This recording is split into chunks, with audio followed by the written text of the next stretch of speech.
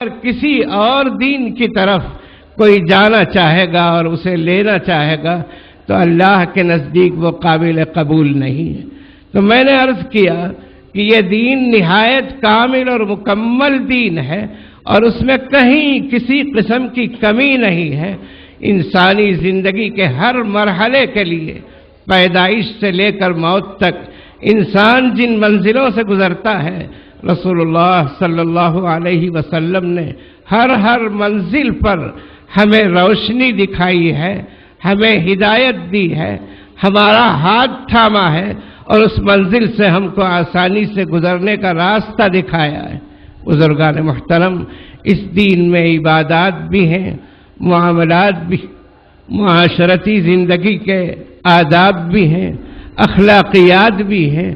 کوئی جز ایسا نہیں ہے جس کے بارے میں ہم یہ کہیں کہ ٹھیک ہے چل جائے گا یہ کام اور ٹھیک ہے ایسا بھی کر لیا جائے گا۔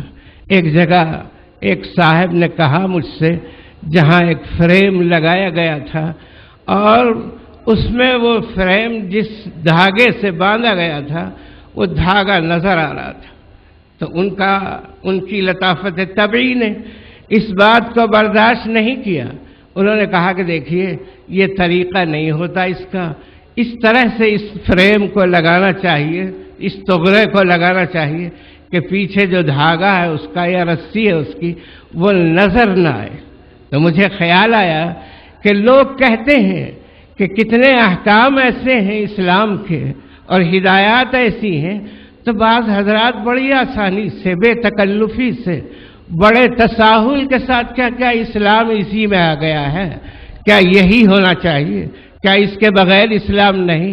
اگر ان سے کہا جائے کہ ٹخنے سے نیچے پاجامہ نہ پہنیے، لنگی نہ باندھیے، تو کتنے لوگ ہمارے یہ کہہ دیتے ہیں کہ کیا اسلام اسی میں ہے؟ اور ان کے مزاج کی لطافت نے وہ ہلکی سی رسی کا حصہ جو نظر آیا اس کو وہ برداشت نہیں کر سکے اور کہا کہ اس کو اس طرح لگانے کا طریقہ نہیں ہوتا۔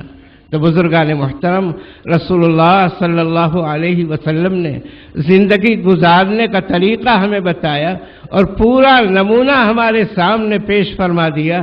ہم اس سے ہٹ نہیں سکتے، اس سے بچ نہیں سکتے، اسے چھوڑ نہیں سکتے، پوری طرح ہم کو اس کے مطابق زندگی گزارنی ہے۔